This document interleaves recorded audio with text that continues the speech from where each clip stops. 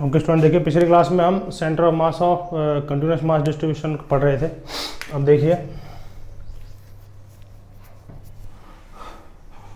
Now centre of mass of semi circular ring.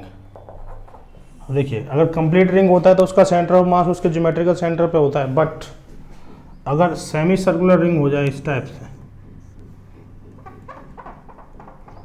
अब इसका हमें सेंटर ऑफ मास बताना है। इसका मास m है, रेडियस r है, ठीक है। ये इसका अगर ये रिंग कंप्लीट होता तो इसका ज्योमेट्रिकल सेंटर था ये, ठीक है। इस टाइप से है भाई हमारे पास। अब इसका सेंटर ऑफ मास बताना। अब ज्योमेट्रिकल सेंटर पे तो होगा नहीं, तो इसके लिए क्या करेंगे, देखिए इसके लिए एक तरीका होता है। लेकिन सबसे पहले रिंग एक ऐसी बॉडी है, रिंग एक 1D बॉडी है, तो इसके लिए हम यूज़ करेंगे lambda. Lambda there is mass upon area, mass upon length. Mass कितना है इसका m, लेंथ कितना है इसका, देखो कंप्लीट होता तो 2πr होता, हाफ है तो कितना आ गया πr। तो ये इसका लैम्डा हमने कर लिया। इसके लिए क्या करते हैं, देखिए अगर इस रिंग को अगर हमें कवर करना है तो देखिए यहाँ से थीटा पे जा कर के डी थीटा एक एलिमेंट ले लेते हैं। मास कितना होगा इसका डी, ठीक है। थीटा पे जाकर क्या कर लेंगे हम, डी थीटा एक एलिमेंट ले लेंगे जिसका मास क्या होगा डी, ठीक है। उसके बाद देखिए हमें क्या दिख रहा होगा और रेडियस क्या है इसका आर है, तो देखिए ये एलिमेंट दिख रहा है हमें, मास डी एम है, एंगल क्या है डी थीटा और रेडियस आर है और ये सेंटर सी है। तो D theta equal to R को ओवर रेडियस लगा सकते हैं। आर का देखिए ये होगा, इसको ए मान लीजिए, इसको बी मान लीजिए, तो आर ए बी अपन रेडियस कितना है आर, तो ए बी का वैल्यू किसके बराबर हो जाएगा आर इंटू डी थीटा के बराबर। ये लेंथ आ गया हमारे पास। अब मुझे इसका मास चाहिए, तो डी एम बराबर क्या होता है लैम्डा इंटू डी एक्स, है ना, डी एक्स। तो यही डी एक्स के बराबर होगा, ठीक है। ये डी एम मास होगा और लेंथ कितना है उसका डी एक्स होगा, मास कितना होगा इसका डी एम, तो डी एक्स किसके बराबर हो गया ए बी बराबर आर डी थीटा, यानी lambda into R into D theta आ गया। ये डी एम आ गया हमारे पास, क्या है, तो ये हमारे पास मास डी एम आ गया। अब देखिए अब इसमें क्या है एक्सीएम निकाल, देखिए ये 1D बॉडी है, एक्स एक्सिस एक्सीएम का फॉर्मूला लगाते हैं, तो एक्सीएम बराबर क्या होगा X D M divide by D M का इंटीग्रेशन, ये फॉर्मूला होता है एक्सीएम का, है ना। और वाईसीएम का फॉर्मूला क्या लगाएंगे हम, वाईसीएम का फॉर्मूला हो जाएगा Y D M divide by D D, ठीक है। अब देखिए जेड एक्सेस तो 0 होगा, है ना, ये एक्स एक्सेस मान लेते हैं, ये क्या आ गया वाई एक्सेस, जेड 0 हो गया। अब देखिए इसमें क्या होगा कि अब हमें इसके कोऑर्डिनेट चाहिए होंगे, किसके, इस डीएम के। तो ध्यान दीजिए, देखिए ये एलिमेंट ऐसा है, ये एंगल क्या है थीटा, ये रेडियस क्या है आर। अब अगर इसके कोऑर्डिनेट हमें चाहिए इस एलिमेंट के, तो देखिए ये आर है तो ये क्या होगा आर कॉस थीटा और ये हाइट कितनी होगी आर साइन थीटा। तो इसके जो कोऑर्डिनेट होंगे एलिमेंट के हो जाएंगे आर कॉस थीटा और क्या हो जाएगा आर साइन थीटा, ठीक है, ओके।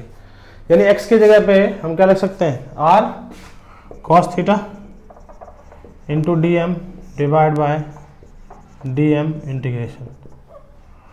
तो देखिए आर कांस्टेंट है, बाहर निकाल लो, कॉस थीटा डी एम की जगह क्या लिख सकते हैं lambda R into D theta divide by lambda R into D theta.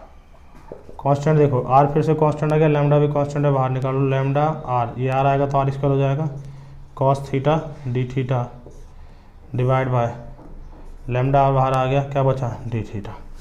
अब देखिएगा मुझे इस कंप्लीट रिंग को कवर करना है, तो इस एलिमेंट को मुझे यहाँ से यहाँ तक घुमाना पड़ेगा। दैट इज एंगल कितना कवर कर लेगा, ये पाई कवर कर लेगा। तो लिमिट कहाँ से कहाँ तक ले लेंगे 0 से पाई तक, 0 से पाई, 0 से पाई, 0 से पाई, क्लियर है। तो देखिए लैम्डा से लैम्डा कैंसिल हो गया, आर से आर कैंसिल हो गया, तो यहाँ पे बचा आर। कॉस थीटा का इंडिकेशन क्या होता है, that is sine theta. Limit ले लेंगे 0 to पाई, और डी थीटा का इंडिकेशन थीटा हो गया, दैट इज 0 to पाई। ये आर आ गया। साइन थीटा पुट करिए, क्या हो जाएगा, sine pi minus sine 0 divide by pi minus 0। Sine pi क्या होता है 0, 0 माइनस 0 डिवाइड बाई पाई, कितना आ गया 0। इसका मतलब एक्सीएम क्या आता है, इसका 0 आता है। वाई सी एम देखिए, वैल्यू पुट किया हमने, y का वैल्यू क्या होगा, आर साइन थीटा है, dm का value lambda into R into D theta है, डिवाइड बाय dm का value lambda R into D theta है। इंडिकेशन क्या कर देंगे, 0 से पाई, 0 से पाई, ये लिमिट ले लिया हमने। आर लैम्डा आर स्क्वायर बाहर उधर ऊपर से आ गया, इधर बचा साइन थीटा डी थीटा, और नीचे लैम्डा आर कॉमन आ गया, क्या बचा D theta. 0 to pi, 0 to pi, lambda से लैम्डा गया, आर से आर गया, यहाँ बचा आर। साइन थीटा का क्या होगा, माइनस ऑफ कॉस थीटा होता है, 0 से क्या ले लिया पाई डिवाइड बाय थीटा, 0 से क्या ले लेंगे पाई, तो R minus cos pi minus cos 0 divide by pi minus 0। -1 होता है cos pi, minus minus plus, ये 1 हो गया, divide by pi, minus minus ये प्लस हो गया, तो 1 + 1 डिवाइड बाय पाई, तो कितना आ गया हमारे पास 2r बाय पाई। इसका मतलब ये हुआ कि अगर कोई सेमी सर्कुलर रिंग है तो इसका सेंटर ऑफ मास इस पॉइंट 0,0 से यहाँ पे होगा, दैट इज सेंटर ऑफ मास कितने पे होगा, x तो 0 होगा, y कितना होगा इसका 2r बाय पाई। अगर रिंग ऐसे प्लेस्ड होगा तो 0,2r बाय पाई पे इसका सेंटर ऑफ मास होगा। क्लियर है, समझ में आ रहा है, ओके नोट करिए इसको। तो एलिमेंट समझिएगा कि रिंग के लिए ऐसे एलिमेंट लेते हैं। अब मान लीजिए अब हमें कंप्लीट सर्कल की वजह से निकालना होता है, ठीक है, तो देखिए मान लीजिए कंप्लीट सर्कल होता है,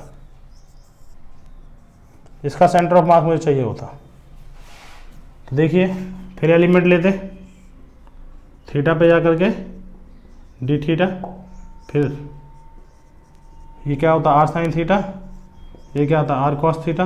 तो अगर मुझे पूरे कंप्लीट रिंग को कवर करना है तो इस एलिमेंट को मुझे पूरा घुमाना पड़ेगा, कितना 360। तो लिमिट देखिए इसमें कितना रख देंगे 0 to 2 पाई। तो देखिए अगर 0 to 2 पाई रखेंगे, हर जगह देखिए 2 पाई कर दीजिए आप,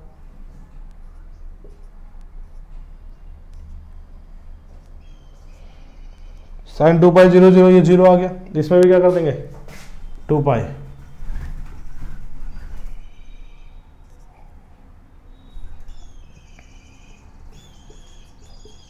cos 2 पाई कितना होता है 1 आता है, 1 - 1 कितना हो गया 0 हो गया, तो 0,0 आता है, इसका मतलब यही पॉइंट आ जाएगा सेंटर ऑफ मास का। तो कंप्लीट होगा, इसका ज्योमेट्रिकल सेंटर क्या होगा, उसके सेंटर ऑफ मास पे ही इसका ज्योमेट्रिकल सेंटर पे ही इसका सेंटर ऑफ मास होगा। क्लियर है, ओके। तो लिमिट क्या ले लेंगे इसमें, बस 0 से 2 पाई से एलिमेंट को बस हमें क्या करना है, पूरा घुमाना पड़ेगा।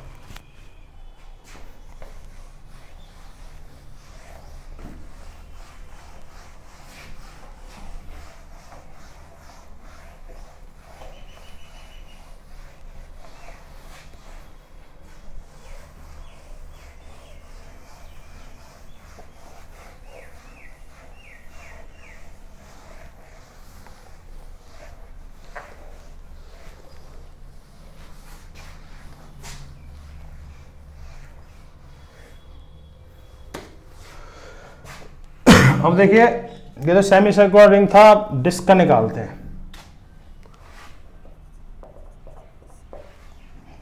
मान लीजिए एक डिस्क ले लिया हमने, सॉलिड है। देखिए अगर हमें एक डिस्क को कंप्लीट करना है तो हम क्या कर सकते हैं, छोटी छोटी सेमी सर्कुलर रिंग लेते जाए तो क्या बना देंगे, हम एक डिस्क बना देंगे। फिर पहले छोटे सर्कुलर रिंग रखिए, फिर उसके ऊपर एक और रिंग, फिर रिंग, फिर बड़ी रिंग, फिर उससे बड़ी, तो क्या बन सकता है, एक डिस्क बन सकता है। तो इसके लिए देखिए मास एम में रेडियस आ रहा है, इसके लिए जो कंटिन्यूस मास डिस्ट्रीब्यूशन में यूज़ करेंगे हम सिग्मा यूज़ करेंगे, that is mass upon area. पूरे का एरिया क्या होता है पाई आर स्क्वायर, ये क्या है हाफ है, तो कितना हो जाएगा पाई आर स्क्वायर बाय 2, यानी सिग्मा आ गया 2m by pi are square. ठीक है, होता है ना, सिग्मा मास अपॉन एरिया होगा, और एरिया तो इसका क्या है हाफ है, तो पाई आर स्क्वायर बाय 2 कर दिया। ओके, तो इसके लिए हम क्या करते हैं, ऐसे स्मॉल रिंग ले लेते हैं, कितने पे, आर पे जा करके इसकी जो विड्थ ली है हमने रिंग की, वो कितनी ले ली है, डी आर ले ली है। विड्थ कितनी ले ली है, डी आर। तो देखिए एलिमेंट क्या लिया हमने, एलिमेंट है हमारे पास ये, रेडियस कितना लिया है इसका स्मॉल आर, और विड्थ कितनी ली है इसकी हमने, डी आर।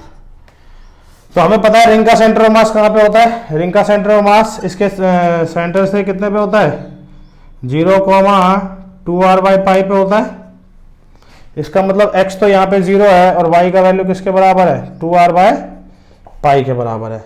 ठीक है, क्योंकि एलिमेंट हमने रिंग लिया, और रिंग का सेंटर ऑफ मास हम अभी भी निकाल चुके हैं, कितना है, 2r बाय पाई। समझ में, जो उस फॉर्मूले में जो हम x यूज करते हैं वो सेंटर ऑफ मास का कोऑर्डिनेट होता है, x, y और z। तो यहाँ जो हम xcm यूज करने वाले हैं, integration x dm divide by dm, इसमें जो x है वो centre of mass of the element होता है। अब x इसमें कितना है, 0, तो xcm तो डायरेक्ट इसका कितना आ जाएगा, 0 आ जाएगा। अब ycm निकालना है मुझे, ycm बराबर क्या होगा, क्योंकि 2D बॉडी है तो z एक्सिस नहीं आने वाला इसमें, तो सिर्फ y होगा, तो कितना आ जाएगा, y dm divide by dm। Integration कहाँ से कहाँ तक करना पड़ेगा, पहले देखिए छोटी रिंग, फिर उससे बड़ी, फिर उससे बड़ी, और एक कैपिटल R रेडियस की रिंग, इसका मतलब 0 से कैपिटल R तक इसका इंटीग्रेशन करना पड़ेगा हमें। तो y की वैल्यू क्या रख देंगे हम, y की वैल्यू रख देंगे 2r बाई पाई। dm कितना होगा, dm अगर इसका मास अगर dm है तो dm बराबर हो जाएगा सिग्मा इंटू da होगा। ओके, अब इसका मुझे एरिया चाहिए इस एलिमेंट का। अब रिंग है तो रिंग के लिए लेंथ कितना हो जाएगा इसका, da जो होगा वो होगा लेंथ इंटू विड्थ। लेंथ कितना है इसका, लेंथ हो जाएगा इसका 2 pi small r into width कितना है इसका, dr। तो कितना आ गया da, 2 पाई r dr, ये d आ गया। लेंथ, सॉरी लेंथ तो इसका पाई r होगा, सेमी सर्कल है ना, तो पाई r dr आ गया। ये dm का वैल्यू किसके बराबर आ गया हमारे पास, सिग्मा पाई r dr। यहाँ पुट कर देंगे sigma pi r dr divide by sigma pi r dr। 0 से क्या कर देंगे कैपिटल R, 0 से कैपिटल R, जो जो कांस्टेंट है बाहर निकाल देंगे। ये रेडियस कांस्टेंट नहीं, क्योंकि रेडियस तो बदलेगा इस रिंग का। ओके, तो हमने क्या किया, 2 बाहर निकाल लिया, सिग्मा बाहर निकाल लिया, पाई निकाल लिया, और इस पाई से पाई कैंसिल आउट हो गया, तो 2 सिग्मा बाहर आ गया, ऊपर बचा r स्क्वायर dr, और नीचे बचा, नीचे से भी कॉमन निकाल लेंगे, क्या आएगा कॉमन नीचे से, सिग्मा पाई, यहाँ बचा r dr, 0 to capital R, 0 to capital R। Sigma से सिग्मा कैंसिल आउट हो गया, कितना बचा 2 बाय पाई। r इसका क्या होगा, r cube divide by 3, limit ले लोगे 0 टू कैपिटल R, ये क्या हो जाएगा r स्क्वायर डिवाइड बाय 2, 0 से ले लोगे कैपिटल R। तो YCM का जो वैल्यू हो जाएगा, देखिए 2 by pi, capital R put कर दिया, r cube by 3 minus 0 cube by 3 whole divide by, क्या हो जाएगा ये r square by 2 minus 0 square by 2। तो YCM का जो वैल्यू है 2 by pi into r cube by 3 divide by r square by 2। तो YCM जो होगा 2r cube divide by 3 pi divide by r square by 2, ये ऊपर चला जाएगा, तो 4r cube divide by 3 pi r square, इससे कैंसिल आउट हो गया। YCM जो होगा वो 4r बाय 3 पाई क्यूब। इसका मतलब अगर कोई डिस्क है तो इसका जो सेंटर ऑफ मास होगा, ठीक है, नोट कर लिया होगा आपने ये,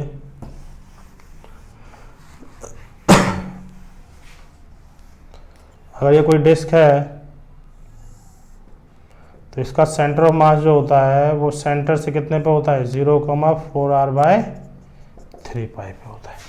तो देखिए जब कोई बॉडी कंटिन्यूस होती है, मतलब कंप्लीट होगी, तो कंप्लीट का सेंटर ऑफ मास उसके सेंटर पे आएगा।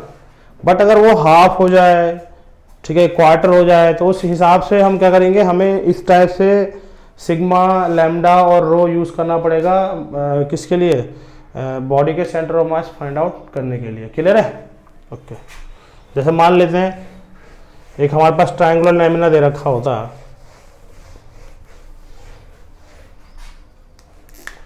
एक ट्रायंगुलर लैमिना हमें दे रखा है इस टाइप से, हमसे इसका सेंटर ऑफ मास पूछ रहा है। ठीक है, सॉलिड है ये ट्रायंगुलर लैमिना। अब इसका सेंटर ऑफ मास क्या होगा, इनके मीडियंस का intersection, this is centre of मास। तो इसके लिए हमें किसी इंटीग्रेशन डिफरेंशिएशन की जरूरत नहीं है, तो यहाँ तो हम सीधा डायरेक्ट क्या कर देंगे, इसके क्या कर देंगे, इसके सेंटर जो मीडियंस हो गए उनका इंटरसेक्शन क्या कहलाएगा, इसका सेंटर ऑफ मास कहलाएगा।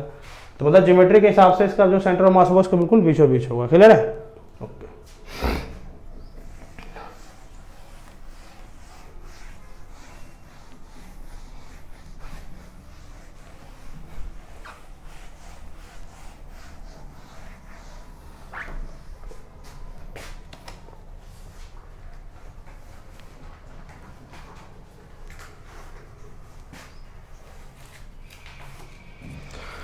देखिए इस पे आज कुछ क्वेश्चंस हम इस सेंटर ऑफ मास पे कर लेते हैं। क्वेश्चन लिखेंगे आप। Question number first,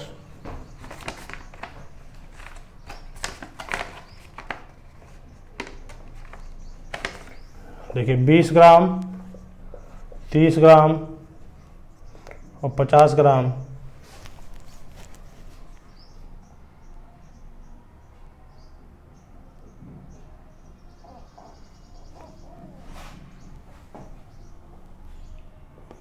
masses has velocity of 10 I cap, 10 J cap and 10 J cap। ठीक है, हमें बताना है find velocity of centre of मास। ठीक है, तो देखिए सॉल्यूशन, वेलोसिटी आपको पता है, VCM का फॉर्मूला भी हमने पढ़ा, क्या था, m1v1 plus m2v2 plus m3v3 divide by क्या हो जाएगा, m1 plus m2 plus m3। 3 particles है तो हमने इसको 3 तक ही लिखा। m1 कितना है, 20 ग्राम, तो इसको 20/1000 लिख सकते हैं, इंटू v1 कितना है, v1 है 10 I कैप। ठीक है, प्लस m2 कितना है 30 ग्राम, ग्राम को किलोग्राम में कन्वर्ट कर लेंगे, into 10 J cap plus 50/1000 into 10 K cap whole divide by 20/1000 plus 30/1000 plus 50/1000। तो देखिए क्या होगा, ये हो जाएगा 200/1000 I cap plus 300/1000 J cap plus 500/1000 K cap whole divide by 50 80 100 divide by 1000, कोई है ही नहीं इसमें, मासेस है ना। अब क्या होगा देखिए, ये सब सेम में 1000 LCM आ जाएगा, कितना आ जाएगा, 500 300 800 2000, ये आ गया 1000। Oh my god, no no no, इसमें क्या होगा, एलसीएम सेम है, 200 I cap plus 300 J cap plus 500 K cap whole divide by 1000 divide by 100 divide by 1000, इससे कैंसिल आउट हो जाएगा। तो हमारे पास कितना आ जाएगा, देखिए ये इससे कैंसिल आउट होगा, 2 0 2 0 2 0, कितना आ गया, 2 I cap plus 3 J cap plus 5 K cap, this is VCM। इसको डायरेक्ट अब जोड़ना मत कि 2 3 5 5 5 10 होगा, नो, क्योंकि I कैप x डायरेक्शन में है, J मतलब y डायरेक्शन में, K मतलब z डायरेक्शन में। क्लियर है? नोट कर लीजिए इसको।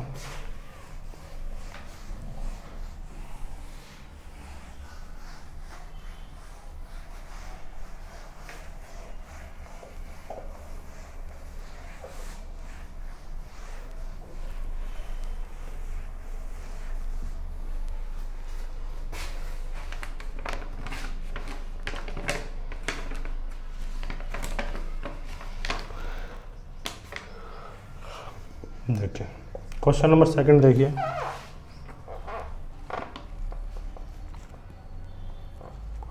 देखिए एक स्क्वायर है,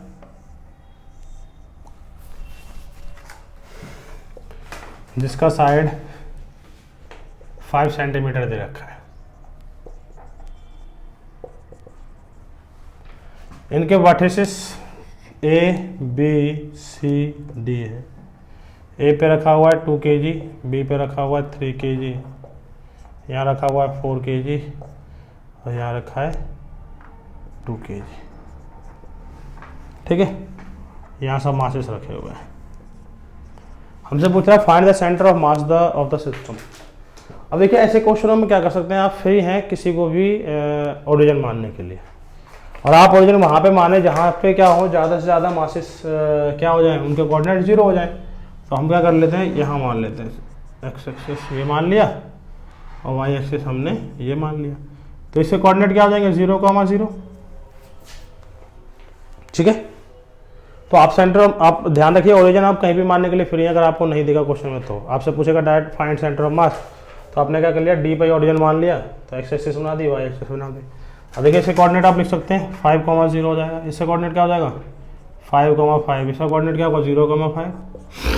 ठीक है, यहाँ पे 5 है ना, 5 सेंटीमीटर, तो 0,5 हो जाएगा सॉरी 5,0।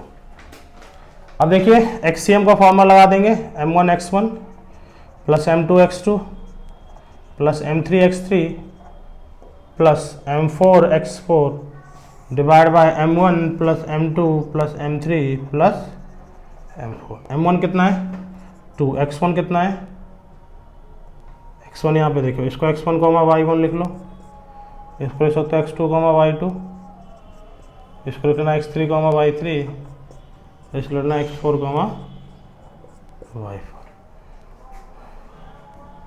2,0 प्लस m2 कितना है 4,5 सेंटीमीटर प्लस क्या हो जाएगा 3,5 सेंटीमीटर प्लस 2,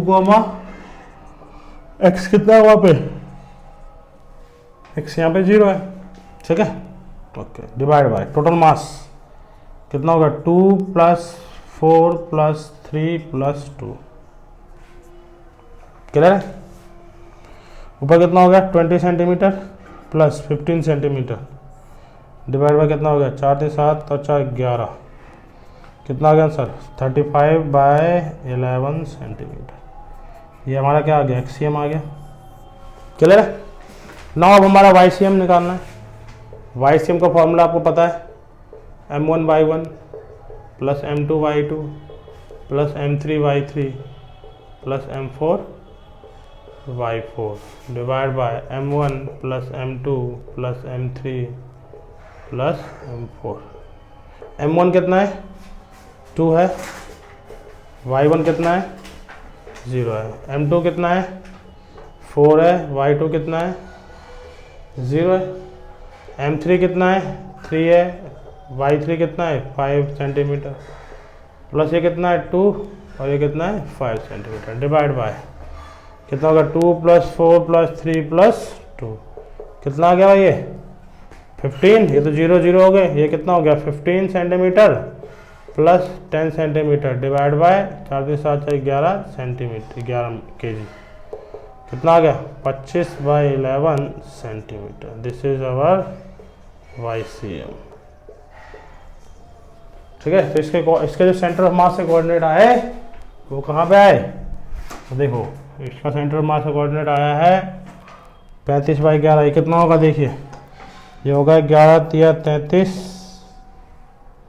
2 11 1 11, ये लगभग कितना हो जाएगा, हो जाएगा 11 दूनी 22, 3 11 दूनी 22, 2.2 सेंटीमीटर। एक्स में 3 है, देखिए ये 2.5 हो गया 2.5 और ये जगह 3 यहाँ पे होगा, और y में कितना होगा 2.2, टोटल कितना है 5। तो देखिए 2.5 इधर है, तो यहाँ कहीं सेंटर ऑफ मास होगा, ये होगा 3.1 और ये कितना होगा 2.2। This is the centre of मास। इसके बीचों बीच नहीं आया है, देखिए वहाँ आया जहाँ पे मास ज़्यादा है। देखिए इधर दोनों मिला के मास कितना है 4 और इधर दोनों मिला के मास कितना है 7, इधर 3 है बट इधर 4, इसलिए इसकी तरफ आया पास में। ठीक है, तो ये हमने पढ़ा भी था कि जहाँ मास ज़्यादा होगा सेंटर ऑफ मास उसकी तरफ ही होगा। क्लियर है?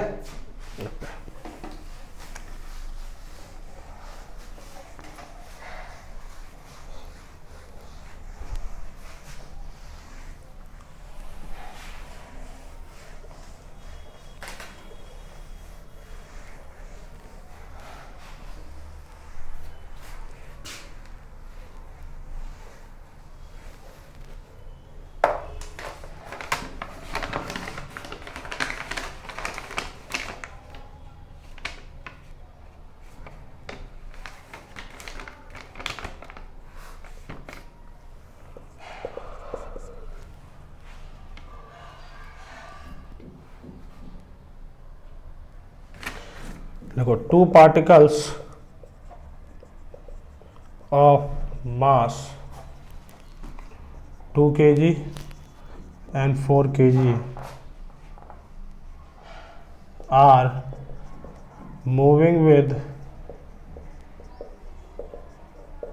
velocity 2 meter per second and 10 meter per second.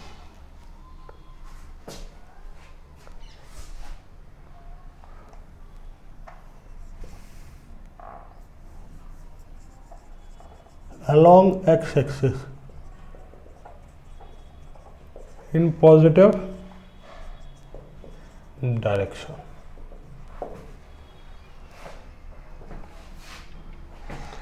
Find velocity of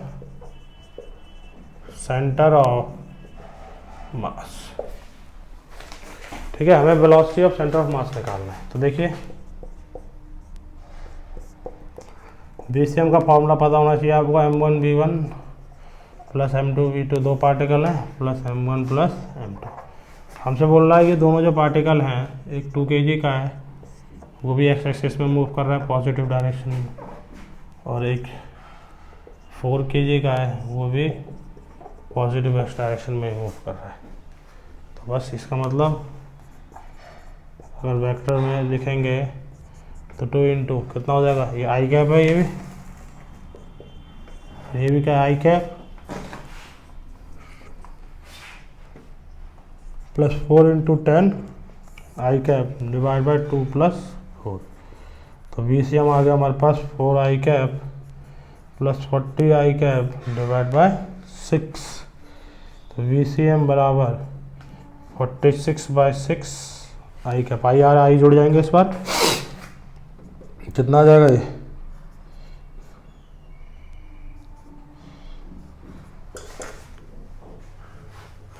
(23/3 I cap.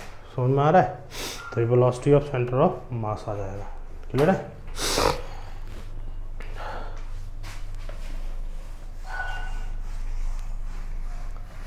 तो देखिए, फॉर्मूले आपको लगाने आने चाहिए। देखिए, एक क्वेश्चन और इस पर कर लेते हैं, लास्ट क्वेश्चन है हमारा आज का ये। जैसे एक पार्टिकल है 2 kg का, इसकी वेलोसिटी दे रखी है हमें 2 मीटर पर सेकेंड और एंगल दे रखा है इसका 30।